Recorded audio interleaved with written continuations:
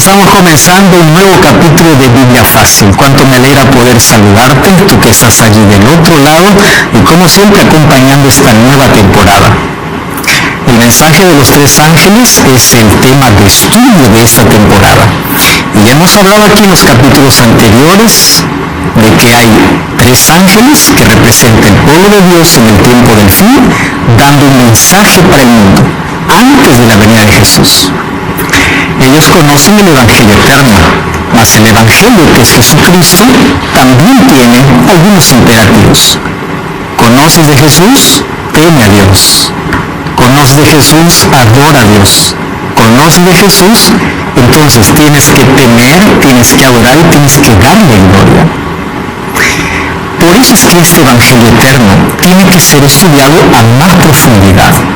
Y hoy vamos a hablar sobre las implicancias del Evangelio eterno.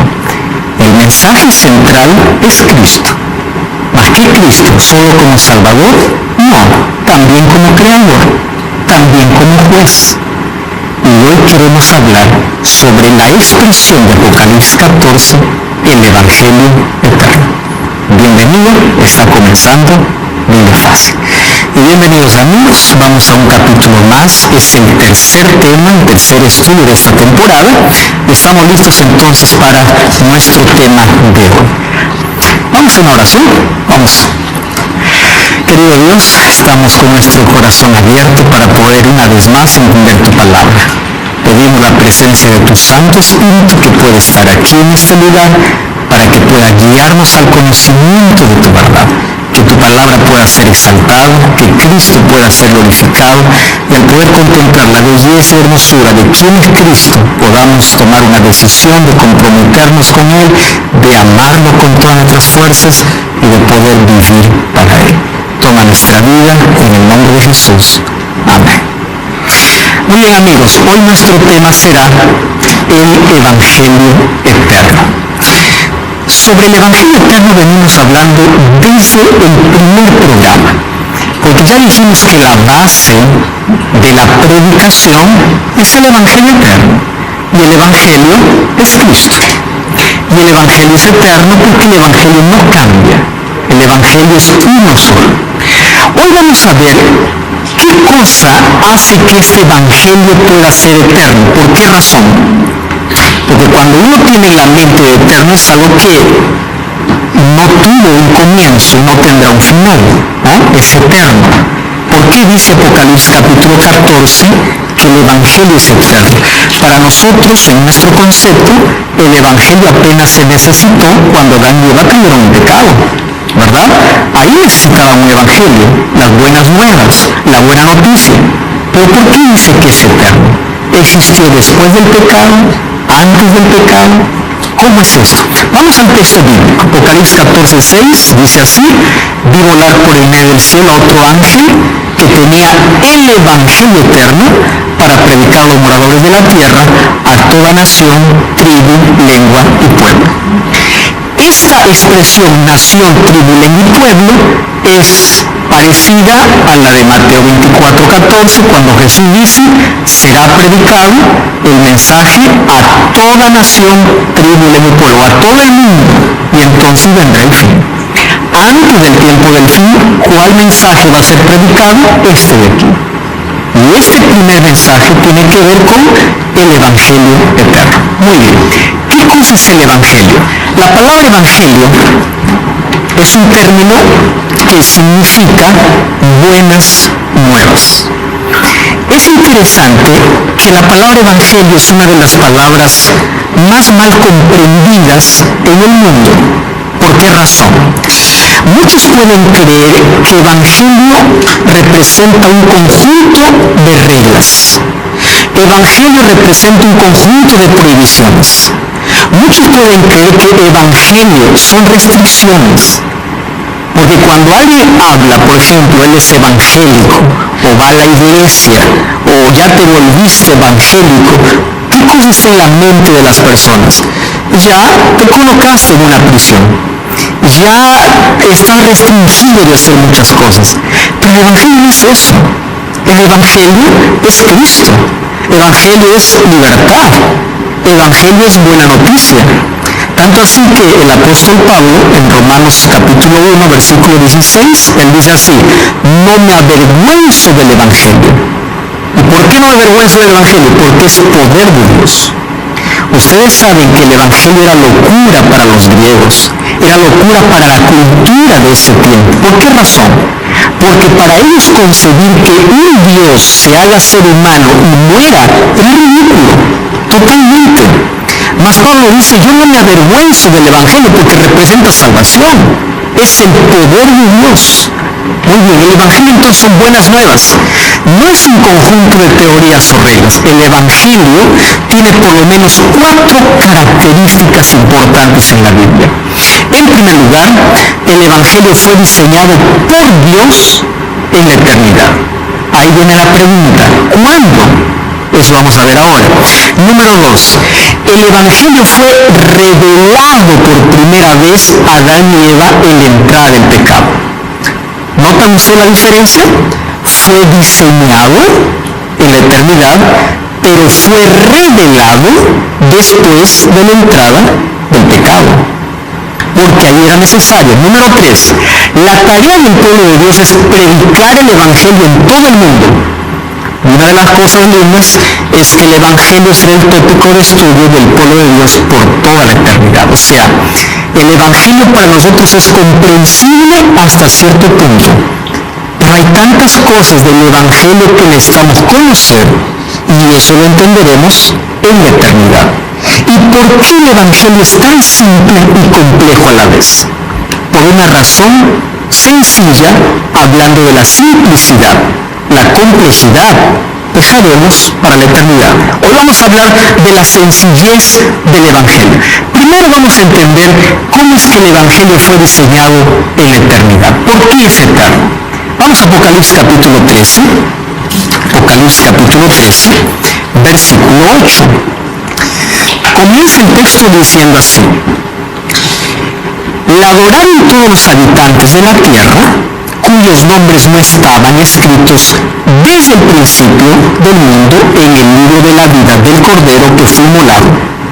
Ahora, las versiones, la Reina Valera por lo menos dice que estaba escrito desde antes de la fundación del mundo, ¿verdad? Muy bien. ¿Quiénes adoran a la bestia? Aquellos que sus nombres estaban escritos en el libro y aquellos que no creyeron en ese Evangelio. ¿Cómo entender la eternidad del Evangelio? Primera de Pedro capítulo 1, versículo 18 hasta el versículo 20. Miren lo que dice Primera de Pedro capítulo 1, versículo 18 hasta el versículo 20. Este es un texto clarísimo para poder entender por qué el Evangelio es eterno. Primera de Pedro, capítulo 1, verso 18 hasta el verso 20. Samuel, ¿tienes el texto? ¿Puede leer, por favor? Y dice así: sabed que habéis sido rescatados de la vana conducta que recibisteis de vuestros padres, no con cosas corruptibles como oro o plata, sino con la sangre preciosa de Cristo, como de un cordero sin mancha ni defecto. Él estaba destinado desde antes de la creación del mundo, pero manifestado en este último tiempo por amor a vosotros. Es interesante notar aquí en este texto, dice que el cordero estaba destinado ¿cuándo? Antes de la fundación del mundo. Apocalipsis 13 dice que el plan de salvación estaba diseñado ¿cuándo? Antes de la fundación del mundo. ¿Por qué entonces el Evangelio es eterno? ¿Quién es el Evangelio? Cristo. Y Cristo estaba destinado ¿a qué? A rescatar, a salvar, a colocarse en el lugar del ser humano si éste caía en pecado. Entonces, el plan fue diseñado antes del problema, ya había una solución. Por eso es que fue revelado por primera vez cuando Adán y Eva pecaron. Cuando ellos cayeron en pecado, el Evangelio estaba diseñado, el pecado no produjo ninguna sorpresa a Dios. Lo que hicieron ellos es revelar ese plan. ¿Cuál era el plan? El plan era que Cristo iba a sustituir. La palabra sustitución entra y encaja perfectamente dentro del plan de salvación. Yo merecía morir, mas Él se colocó en mi lugar. Pero eso lo vamos a entender a través de dos ejemplos. Vamos al primer ejemplo. Jesús en el Getsemaní. Cuando nosotros entendemos este asunto de lo que Cristo pasó en el Getsemaní, vamos a entender muchísimo mejor en qué consiste el Evangelio eterno y por qué yo no debo rechazar el Evangelio. Vamos al libro de Mateo capítulo 26. Mateo capítulo 26, versículo 37 hasta el versículo 39. Mateo capítulo 26, versículo 37 hasta el versículo 39. ¿Quién tiene el texto? ¿Sí lo tienes el texto? ¿Puede leer, por favor? Llegó Pedro y a los dos hijos de Zebedeo y empezó a entristecerse y angustiarse en gran manera. Entonces Jesús le dijo: estoy abrumado de tristeza hasta el punto de morir. Quedaos aquí y velad conmigo. Muy bien. Esta es la escena antes de que Cristo sea condenado. O sea, después que participó de la cena, la última cena con sus discípulos, ¿fue para dónde? Para el Getsemaní. En ese trayecto, Él lleva a 3 de sus discípulos, se separa y les dice: mi alma está angustiada hasta la muerte. Vamos al versículo 42 y versículo 43. Por favor, continúa leyendo ahí. Por segunda vez se apartó y oró diciendo: Padre mío, si esta copa no puede pasar de mí sin que yo la beba, hágase tu voluntad. Volvió y otra vez lo falló dormido, porque sus ojos estaban cargados.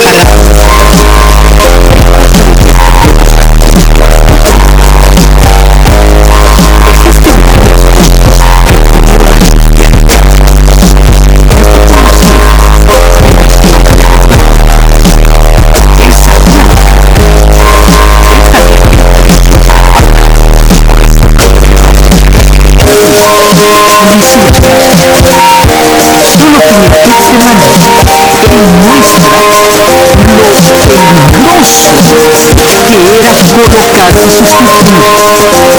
¿Y dónde se encontraba el pecado? Y ahí hay dos expresiones. Mi alma está angustiada. Estoy triste hasta la muerte.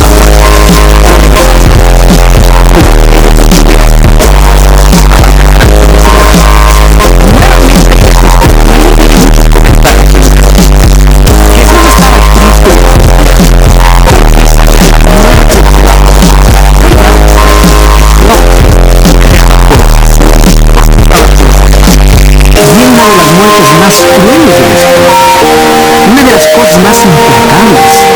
Tienes a tener que traspasar. O sea, pero no era el único hombre que iba a morir crucificado. Para los romanos, crucificar era cosa del día a día. Ahora, que Jesús sepa que va a ir a la cruz, imaginar y saber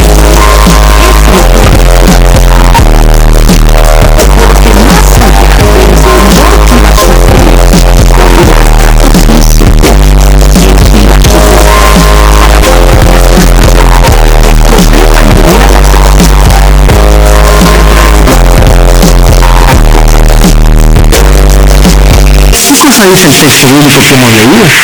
Cuando Él se va a orar, ¿qué cosa dice al Padre? Padre, si es posible, pasa de mí esta copa. Su muerte no sería como la muerte de un criminal. Su muerte no sería como la muerte de alguien que fue juzgado y va a ser ejecutado, porque así han muerto muchos. La muerte de Él sería peor que esa. Porque aparte del sufrimiento físico que Jesús tendría, ¿qué cosa tendría que soportar? La copa de ira de Dios. ¿Y de dónde sale la expresión copa de ira? Porque ahí apenas aparece: pase de mí esta copa. Eso vamos a verlo ahora en Apocalipsis capítulo 16. ¿De qué tipo de copa estaba hablando Cristo? Entonces le dice, Padre, yo no quiero beber esta copa. ¿Qué cosa era la copa de ira? La distancia que iba a tener entre él y su Padre por causa del pecado. El dolor físico era una cosa, pero la separación del Padre para beber la copa de ira solo era otra cosa. Entonces, ¿qué cosa le angustia a Jesús? Lo que le angustia a Jesús no es la muerte de cruz simplemente. Lo que le angustia a Jesús es la copa. Y él se va, ustedes saben que en el Getsemaní literalmente pudo definirse la salvación. Ya estaba planeado, ya fue revelado, pero en el Getsemaní pudo desistir. Jesús pudo decir, ¿sabes qué, Padre? Dejamos nuestros planes, yo voy al cielo. Que el ser humano por pecador reciba esa copa. ¿Por qué tengo que beberla yo? ¿Por qué tengo que beber la copa que el ser humano necesita? Cuando él se va y ora, dice, Padre, si es posible, quita de mí esta copa, más le dice, más que se haga tu voluntad. ¿Qué cosa hubo del Padre? Solo silencio. ¿Y el silencio qué cosa significaba? La voluntad. Vamos a continuar. Ese es el plan. Tú vas a beber la copa de ira que el ser humano necesitaba beberla. Ahora, ¿quién es el que da literalmente esa copa? Mira lo que dice Juan capítulo 18, versículo 11. Juan capítulo 18. Interesante, ¿no? Juan capítulo 18, versículo 11, para ver hasta dónde el pecado puede herir a Dios.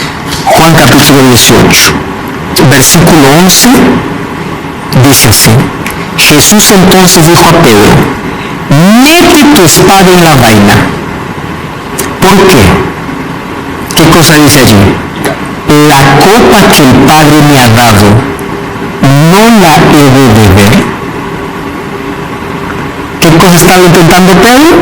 Queriendo defender a Jesús, queriendo impedir que él vaya a la cruz. Y para Cristo, después de la oración de Getsemaní, ¿qué cosa estaba claro? Yo voy a beber esa copa. Cuando vamos a Lucas, encontramos que en el Getsemaní él sudaba gotas de sangre. Tanta era la angustia que él tenía por la separación que iba a experimentar, porque él estaba cargando los pecados de toda la humanidad. Esa separación le causaría la mayor angustia. Ahora, fíjense otro asunto interesante. Cuando vamos a Mateo capítulo 27, versículo 46, cómo Jesús experimentó esa copa de ira. Miren lo que dice Mateo capítulo 27, versículo 46. No estamos aquí minimizando obviamente el dolor o el sufrimiento que Jesús pasó, porque si solamente nos detenemos a hablar sobre el sufrimiento, sobre lo que significó rasgar las manos, la corona de espinas y todo lo que pasó, pues eso es terrible, que el ser humano tendría que pasar. Sin embargo, ese sufrimiento también lo pasaron ¿quién? Otras personas, como criminales. Jesús lo pasó como alguien que estaba sustituyendo al ser humano. Por eso es que el énfasis de su muerte no estaba en el sufrimiento físico, sino en la copa de ira que estaba bebiendo. Mateo capítulo 27, versículo 46, dice así: cerca de la hora novena, Jesús clamó a gran voz diciendo, Elí, Elí, lama sabactani, que significa, Dios mío, ¿por qué me desamparado? ¿En qué consistía esa copa de ira que Cristo iba a experimentar? La separación del Padre por causa del pecado, a tal punto de sentirse totalmente solo en la cruz.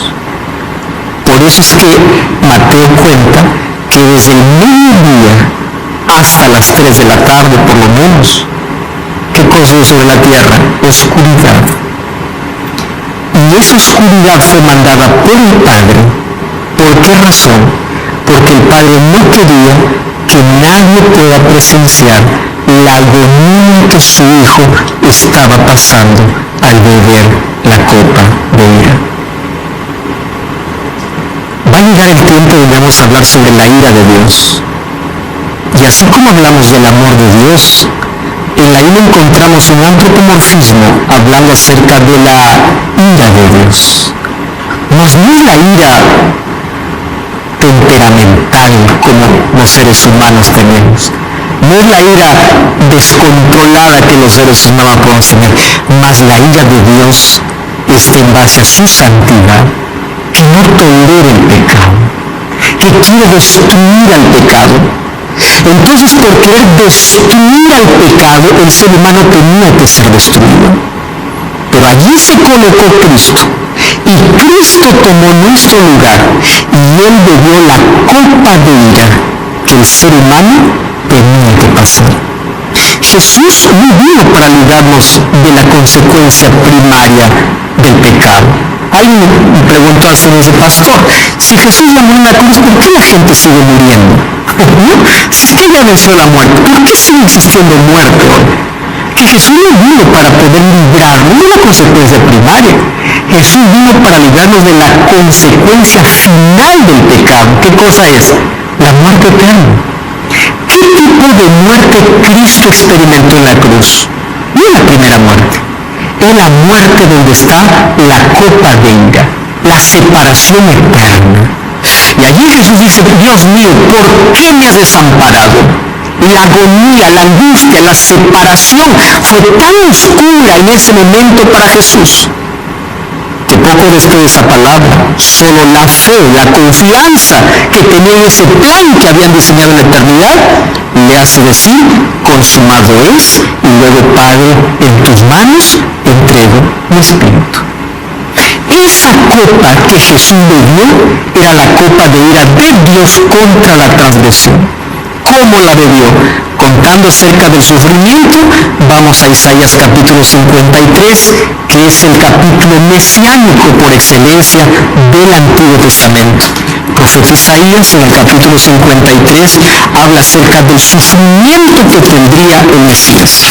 Y miren lo que dice Isaías 53, desde el versículo 1. ¿Quién ha creído a nuestro anuncio? ¿Sobre quién se ha manifestado el brazo de Jehová? Subirá cual renuevo delante de él como raíz de tierra seca. No hay hermosura en él, ni esplendor, sin atractivo para que le apreciemos. Despreciado y desechado entre los hombres, varón de dolores, experimentado en sufrimiento, y como que escondimos de él el rostro, fue menospreciado y no lo estimamos. Llevó nuestras enfermedades, sufrió nuestros dolores. ¿Y cómo termina esa expresión? Presten atención a esa expresión. Pero nosotros lo tuvimos por azotado, como herido y afligido por ¿quién dice? Por Dios. Esa aflicción que recibió, ¿qué cosa sería? La copa de ira que él bebió. Ahora, ¿cómo nosotros vemos ejemplificado el plan de salvación? Esa copa de ira de Dios para poder destruir el pecado desde el jardín del Edén. Fíjense lo que sucede. En Génesis capítulo 2, versículo 25, encontramos una expresión curiosa. Antes del pecado, dice que Adán y Eva estaban desnudos y no se avergonzaban. La razón es simple. ¿Por qué no se avergonzaban? Porque aunque no tenían una ropa física palpable, ellos estaban cubiertos ¿por qué? Por una luz celestial. Esa luz celestial representaba el carácter perfecto que había en ellos, que representaba la gloria de Dios de manera visible.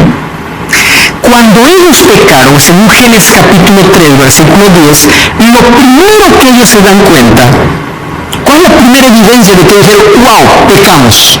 ¿Cuál es la primera cosa que se dan cuenta? Están desnudos.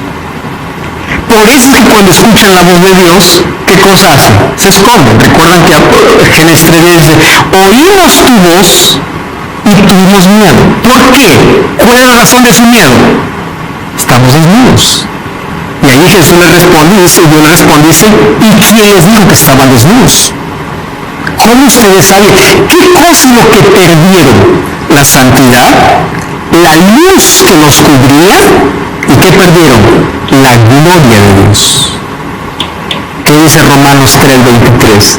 Por cuanto todos pecaron y todos están destituidos de la gloria de Dios.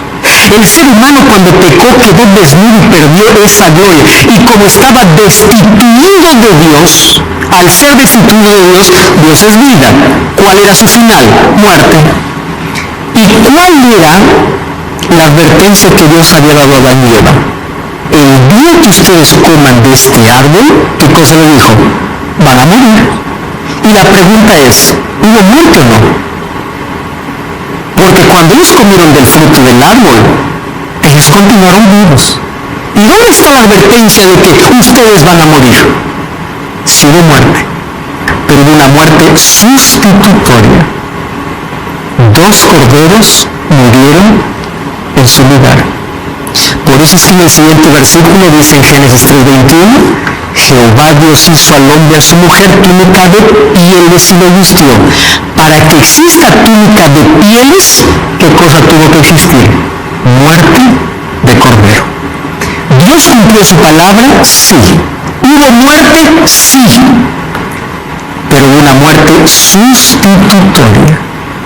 Y esos corderos, ¿a quién representaban? A Jesucristo. Vamos a una brevísima pausa, no cambies el canal, estamos de regreso para continuar hablando sobre este Evangelio eterno.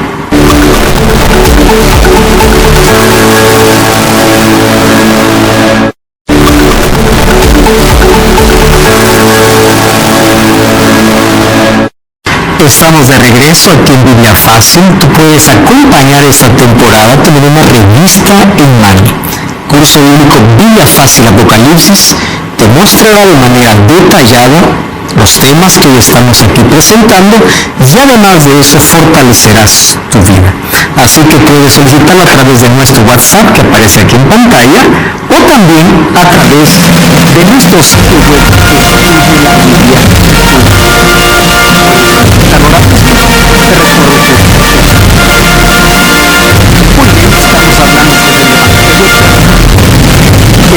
fue planeado en la eternidad, fue revelado después que Adán y Eva cayeron, y cuando Adán y Eva cayeron hubo una muerte, pero una muerte sustitutoria, y a través de los corderos que morían para poder vestir la desnudez de Adán y Eva, ¿qué cosa estaba mostrando Dios para Adán y Eva? El Evangelio.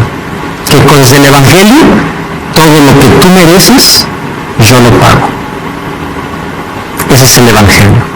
Cristo colocándose en lugar del ser humano para tener gracia, perdón y una nueva oportunidad de salvación. Marta tenía un comentario. Sí, un comentario y una pregunta también.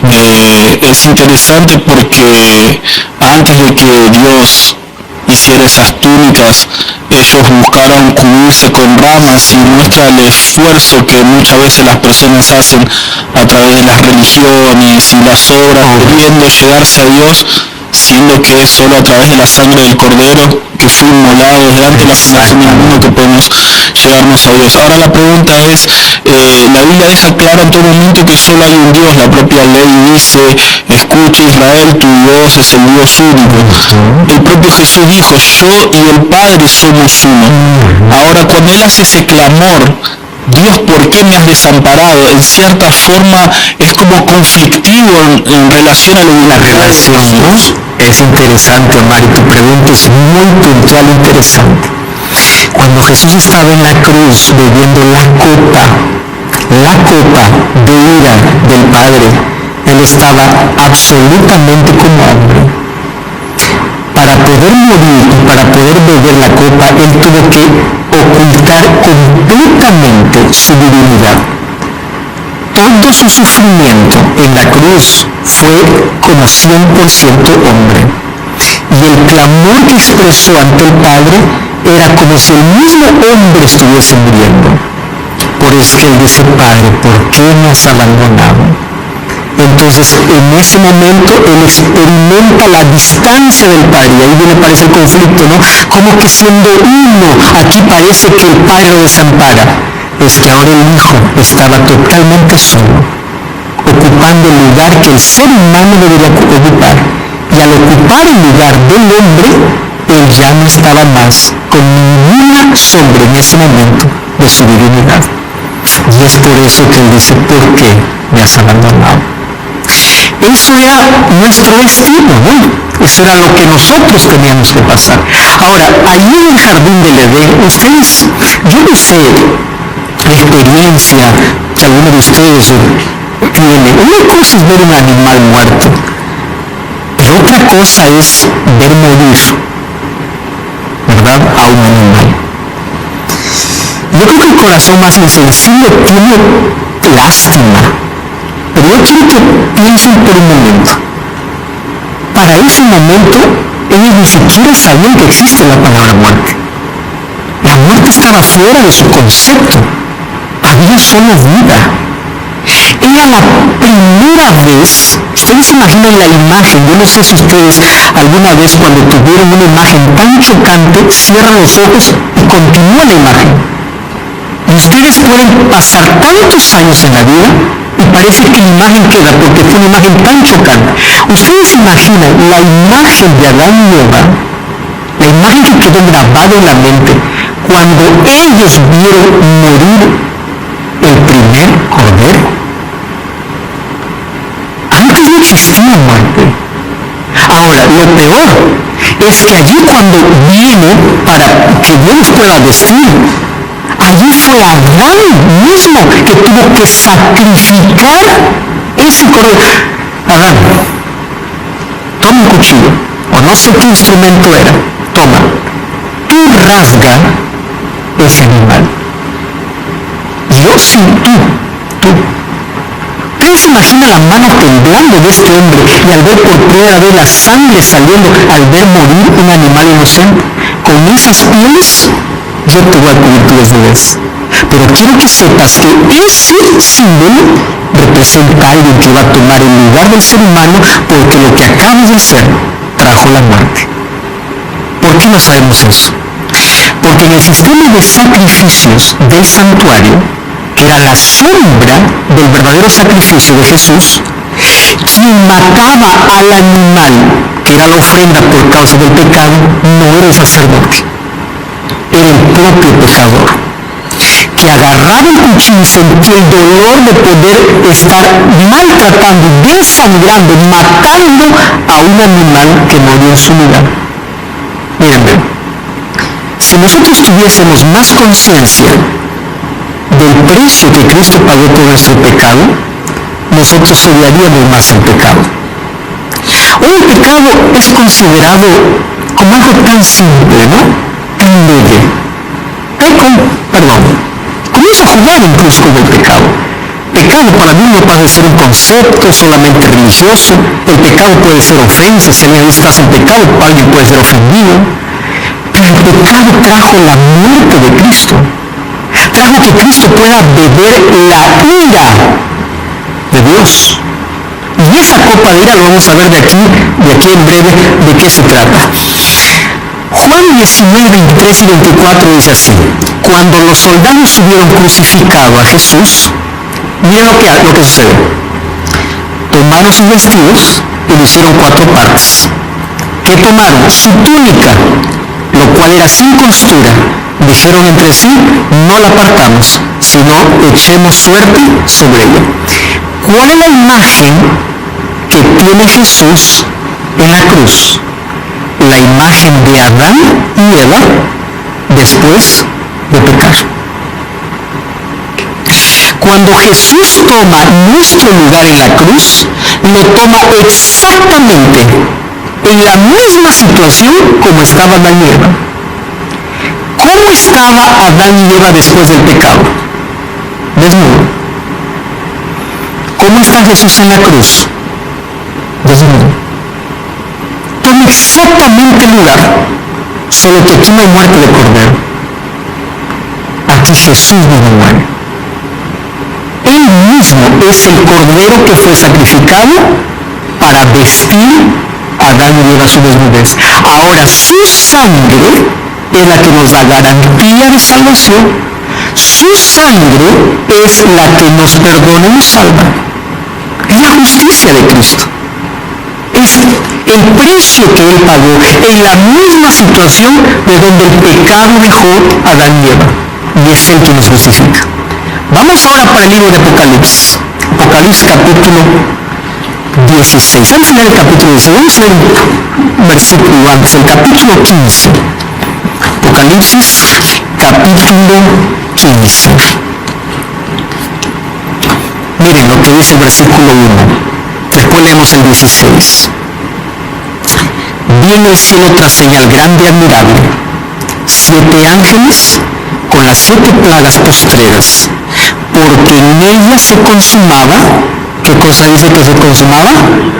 La ira de Dios. Vamos al capítulo 16. 16:1.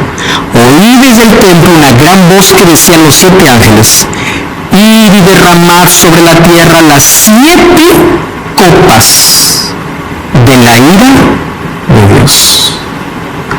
Y aquí entramos en un conflicto tremendo. ¿Cuál es el conflicto? ¿Por qué la ira de Dios se derrama de nuevo si ya fue derramada en la cruz?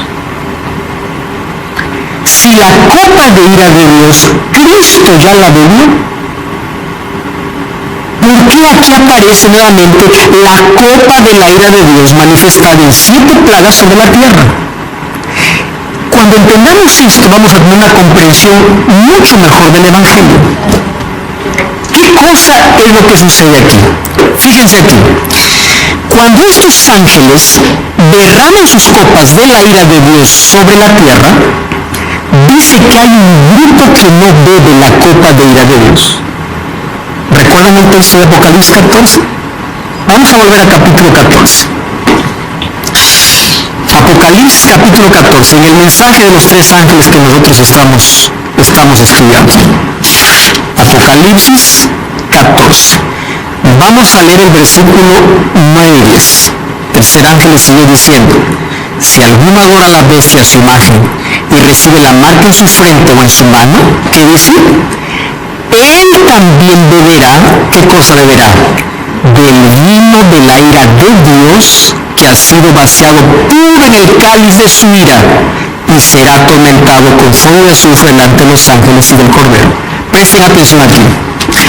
La ira de Dios ahora se derrama sobre aquellos que no obedecieron el mensaje del primer ángel y del segundo ángel. ¿Cuál es el mensaje del primer ángel? El Evangelio eterno, Cristo. ¿Cuál es el mensaje del primer ángel? Teme a Dios, adora a Dios, da gloria a Dios. Si es que dice, tú no obedeces el mensaje del primer ángel, y el mensaje del segundo ángel, ¿cuál es? Ha caído Babilonia. No participes de su adoración. No participes, porque si tú participas, también beberás de la ira. Quiere decir que aquellos que no beberán de la ira de Dios son aquellos que aceptaron el Evangelio eterno, aceptaron a Cristo como su Salvador. Ellos no beberán de la ira. ¿Por qué? Porque al aceptar a Cristo como mi Salvador, Él se coloca delante de mí y Él ya bebió de la ira de Dios por mí.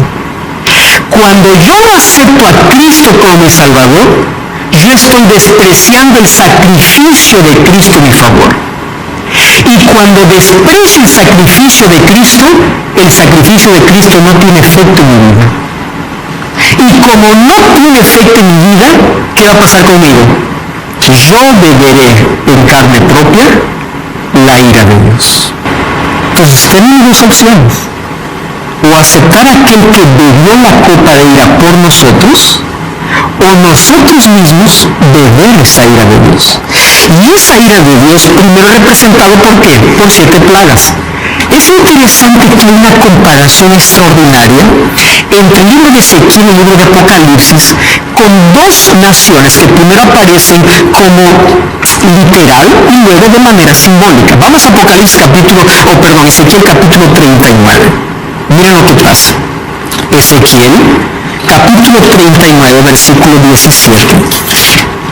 Ezequiel capítulo 39, versículo 17 hasta el versículo 19. Si ustedes leen a partir del capítulo 38 van a encontrar ahí un título que dice Profecía contra Gog y Magog. Lean el capítulo 38, versículo 2. Dice así: Hijo de hombre, pon tu rostro contra Gog en tierra de Magog. No se olviden de esos dos nombres, curiosos, pero nos va a servir ahora para ilustración. El capítulo 39 habla de la destrucción. Miren capítulo 39, versículo 1. Tú pues, hijo de hombre, profetiza contra Gog. Nuevamente, otra vez ese nombre, Gog y Magog. Vamos al versículo ahora 17.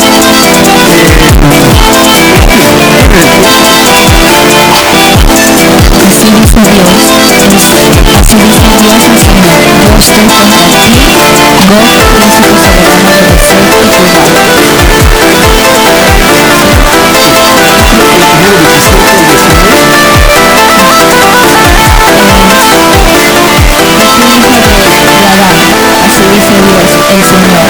y así dice Dios, el Señor, y a las aves y a toda bestia, juntaos y venid, reunidos de todas partes a la víctima que sacrificó.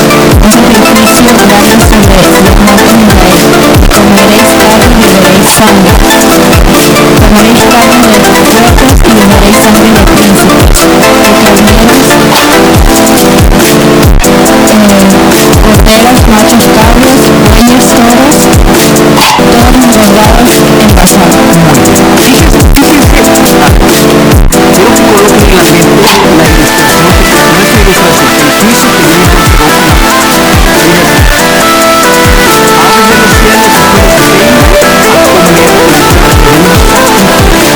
como reyes y el pueblo de Dios. O sea, la profecía contra Gog y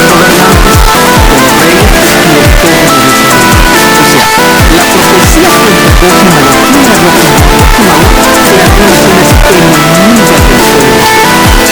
Pueblo de Dios, al escuchar la profecía contra esta sociedad, tendría que declarar que el pueblo se lo oprimía. Entonces, bajo la figura de Gog y Magog, ¿qué es lo que promete Dios? Todos estos que ustedes ahora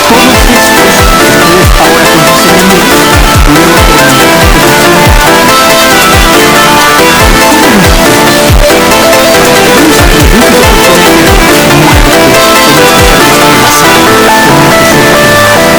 luego serán toda esta gente será como sacrificio. Y a la par de usted les puedo decir que vengan y beban, coman su carne, beban su sangre. ¿Por qué? Todos estarán sacrificados.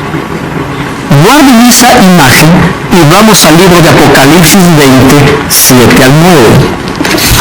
Apocalipsis capítulo 20, versículo 7 hasta el versículo 9. Dice así: Cuando los 1000 años se cumplan, Satanás será suelto de su prisión y saldrá a engañar a las naciones que están en los 4 ángulos de la tierra. ¿Qué nombre aparece nuevamente allí? Gog y Magog, a fin de reunirlos para la batalla. Su número es como la arena del mar. Subieron por ancho en la tierra, rodearon el campamento y la ciudad amada, pero de Dios descendió fuego y los consumió. Ahora, atención aquí. ¿Cuál es la profecía en Ezequiel? Todos estos serán muertos y quedarán como sacrificios, despedazados. La misma figura se usa en Apocalipsis para representar a quién, a quienes están fuera de la ciudad, porque dice que la ciudad de Dios está descendiendo y allí está todo ese pueblo representado por Gog y Magog. Gog y Magog, ¿quiénes son? Aquellos que no están dentro de la ciudad, o sea, aquellos que están perdidos. En Apocalipsis apenas un simbolismo de lo que en Ezequiel era una realidad. ¿Qué cosa sucede entonces con Gog y Magog? Cuando ellos se levantan para pelear, viene fuego y los destruye y los acaba. Ahora, ¿por qué razón? Gog y Magog representa al pueblo impío, aquellos que no están dentro de la ciudad por no haber aceptado a Cristo como su sacrificio.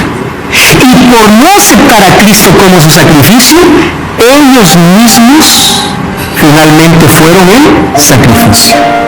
En otras palabras, alguien que no acepta a Cristo como aquel que bebió en su lugar la copa de la ira de Dios, finalmente él solo terminará bebiendo de esta copa de ira.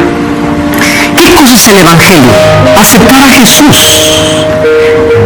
Hebreos o Juan 3:16 dice: de tal manera amó Dios al mundo que dio a su Hijo unigénito para que todo aquel que en él cree no se pierda, mas tenga vida eterna.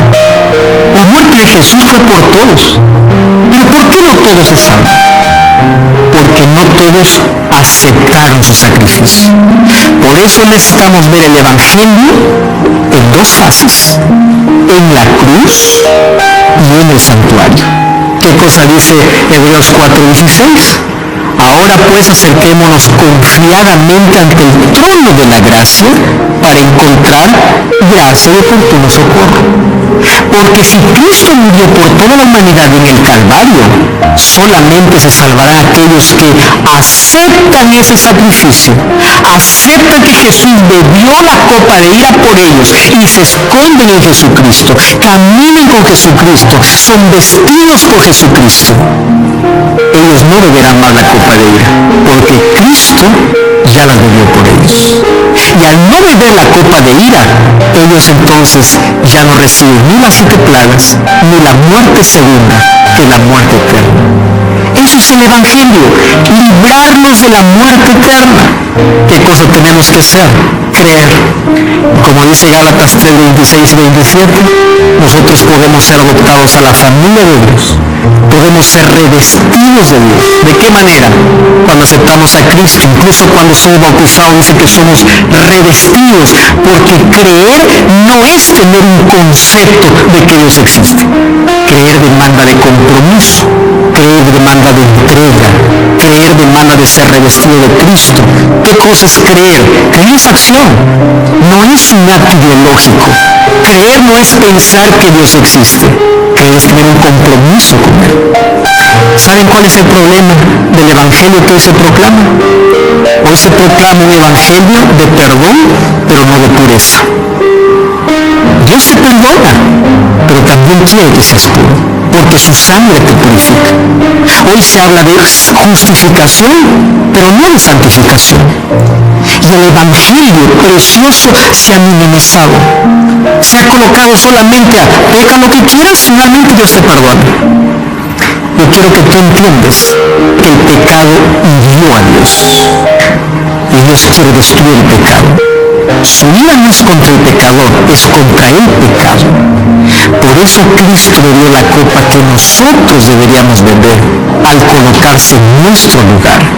Ahora la pregunta es, ¿tú quedarás indiferente? ¿Quedarás indiferente ante ese Evangelio? Y cuando hablo de que tengas que abandonar el pecado, lo que te estoy diciendo es que Cristo es el que puede limpiarte del pecado y Él te puede hacer vencedor del pecado. Tú no puedes vencer con tus fuerzas. Tú no puedes abandonar el pecado con tu propia capacidad. Tú necesitas de ese Evangelio, de ese amor y justicia, de ese perdón y también de la pureza que Cristo quiere darte. Cristo bebió la copa de ira que tú y yo merecíamos beber. Por favor, acéptalo, porque si un día no lo haces, un día tú mismo beberás aquella copa de ira. ¿Mas por qué beberla si Cristo ya lo hizo en ese lugar? Aceptas en tu corazón. Laura Federal va a cantar una linda música. Mientras ella canta, yo estoy orando para que tu entrega pueda ser real.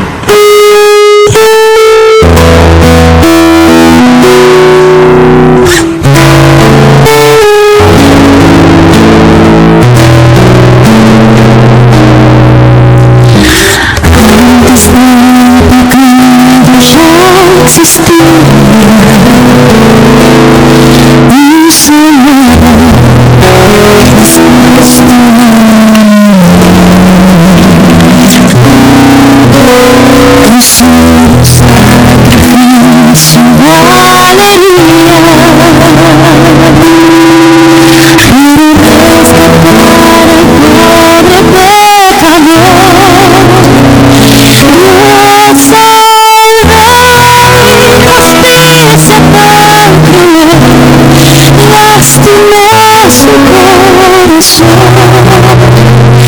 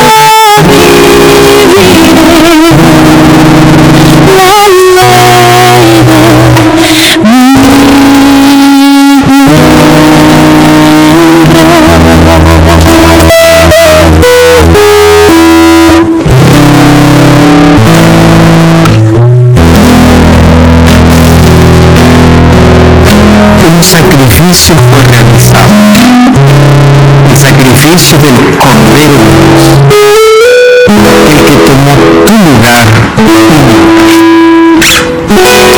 Y quiero invitarte para que tú aceptes aquel sustituto, aquel que dio su vida.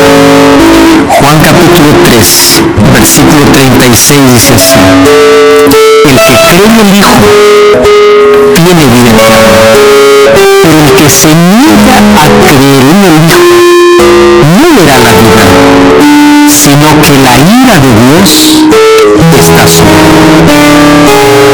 ¿Qué te parece curioso este versículo? Juan 3:16 dice: porque de tal manera amó Dios al mundo, que Dios te ama. ¿Qué condiciones hay para su amor? Ninguna. Es a pesar de lo que seas. Hay una cosa que tienes que saber. Versículo 36 dice que el que se niega a creer en él, que se niega a aceptarlo y a comprometerse con él, no verá la vida, y la ira de Dios está sobre él. Las personas no se perderán por sus grandes pecados, se perderán por no aceptar la gracia de Jesucristo, porque la gracia de Cristo no solo te salva, también te transforma. ¿Tú aceptas el sacrificio en tu vida? ¿Aceptas ese evangelio? Ora conmigo. Gracias, Señor, por tu palabra. Gracias por mostrarnos la belleza de aquel evangelio eterno. Hoy aceptamos a Jesucristo como nuestro Salvador. Que puedas colocar en nosotros las vestiduras de justicia. Que Cristo pueda ser el centro de nuestra vida. Y que a partir de hoy podamos caminar tomados de tu mano. Toma nuestro corazón, acepta nuestra entrega en el nombre de Jesús. Amén.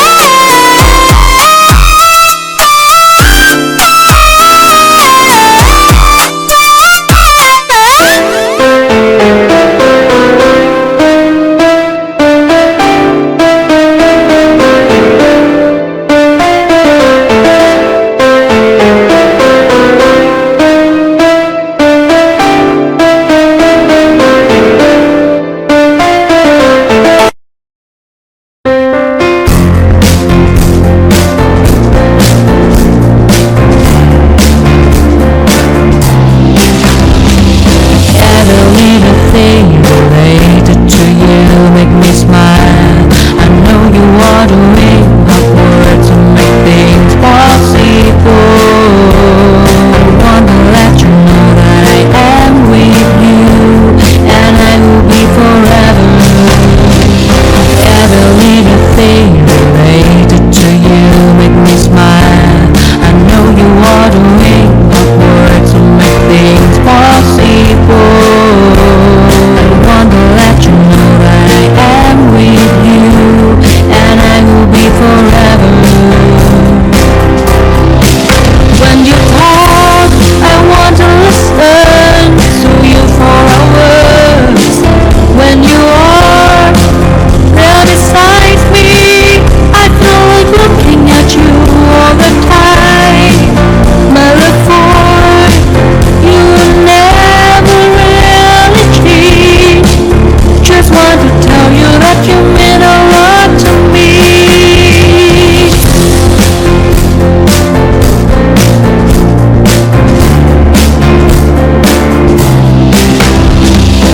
Every little thing related to you make me smile. I know you are the way of words to make things possible. I want to let you know that I am with you, and I will be forever. Every little thing related to you make me smile. I know you are the way of words to make things possible. I want to let you know that I am with you, and I will be forever.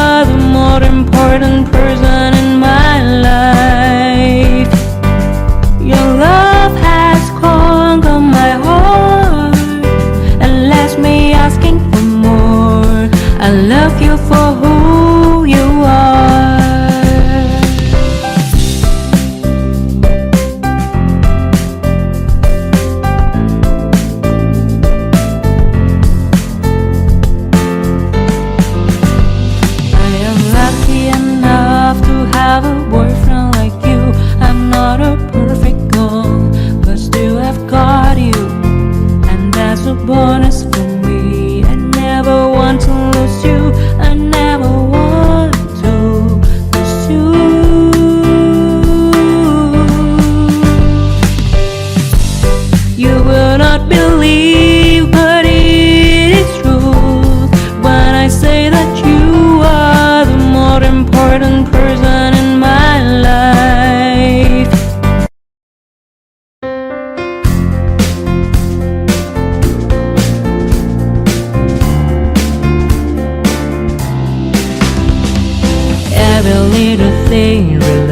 related to you make me smile. I know you are doing hard work to make things possible. I want to let you know that I am with you, and I will be forever. Every little thing related to you make me smile. I know you are doing hard work to make things possible. I want to let you know that I am with you, and I will be forever. When you talk, I want to listen to you for hours. When you are there beside me, I feel like looking at you all the time. My love for you will never really change. Just want to tell you that you mean a lot to me.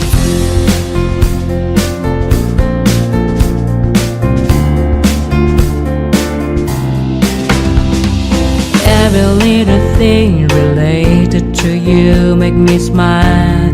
I know you are doing hard work to make things possible. I want to let you know that I am with you, and I will be forever. Every little thing related to you.